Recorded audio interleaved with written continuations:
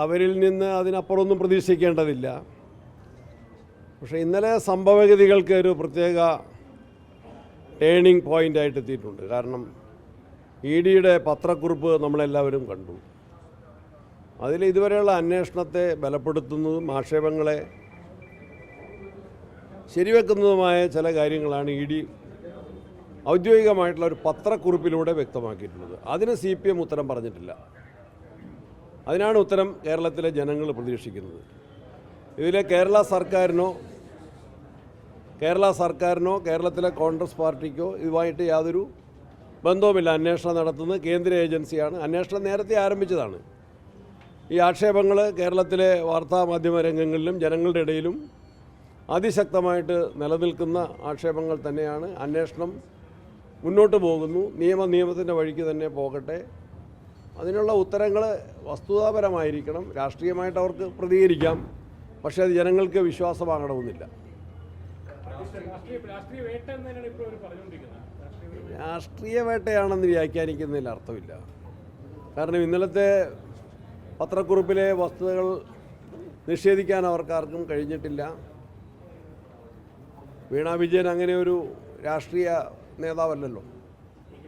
കഴിഞ്ഞ സർക്കാരിന്റെ കാലത്തുള്ള ഒരു അഴിമതിയുടെ അല്ലെങ്കിൽ അതിന്റെ ഒരു കാണേണ്ടി വരും.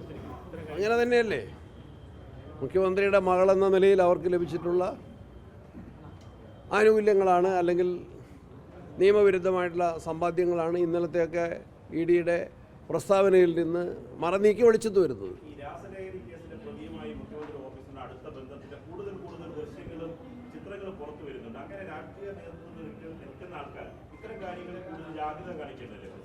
അത് ഇപ്പം നമുക്കെല്ലാവർക്കും വരുന്ന വിഷയം ഏത് പാർട്ടിയാണെങ്കിലും നമ്മളോട് പരിചയമുള്ളവരോ സുഹൃത്തുക്കളോ അല്ലെങ്കിൽ ഇപ്പോഴത്തെ ഒരു പ്രവണത ഒരു പരിചയമില്ലാത്തവരും വന്ന് ഫോട്ടോ എടുക്കും, ഓഫീസിൽ വരും.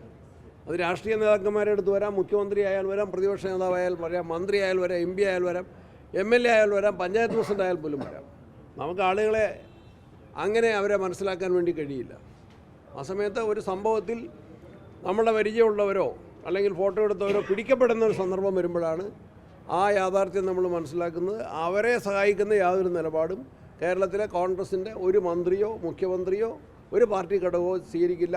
എല്ലാ പാർട്ടികൾക്കും ഇതൊരു പാഠമായിരിക്കണം. ആരെങ്കിലുമായിട്ട് നമ്മൾ ഫോട്ടോ എടുക്കുമ്പോഴും പരിചയപ്പെടും. ഞങ്ങളാരും നിഷേധിച്ചാൽ അതൊരു വാർത്തയല്ലേ. ഫോട്ടോ എടുക്കണ്ടെന്നോ ചായ കുടിക്കണ്ടെന്നോ പറയാൻ പറ്റില്ലല്ലോ. ഏത് സമയത്തും ഉണ്ടാകാം. നമ്മളൊരു സമയം ഒന്നും പ്രത്യേകിച്ച് ക്ലിപ്തപ്പെടുത്തിയിട്ടില്ല എന്നാണ് ഇന്നലെ ദീപാദാസ് മുൻഷി നിങ്ങളോടെല്ലാം പറഞ്ഞത്. അത് ഞാനും കേട്ടു. കോൺഗ്രസ് ഒരു ജനാധിപത്യ പാർട്ടിയല്ലേ, ശക്തമായ ജനാധിപത്യ പാർട്ടിയാണ്. അതിനാവശ്യമായ ചർച്ചകളും അതിൻ്റെ ആശയവിനിമയങ്ങളൊക്കെ ഉണ്ടാവും. അതൊക്കെ അതിനൊന്നും അങ്ങനെ ഒരു പ്രത്യേക നിബന്ധനയൊന്നും കോൺഗ്രസിൻ്റെ ഭരണഘടനയിലില്ല, ഇതുവരെയുള്ള പ്രവർത്തന ശൈലിയിലില്ല. ചിലരൊക്കെ ഒന്നിലേറെ ചുമതലകൾ ഭംഗിയായിട്ട് നിർവഹിച്ച് മുന്നോട്ട് പോകും. Thank you.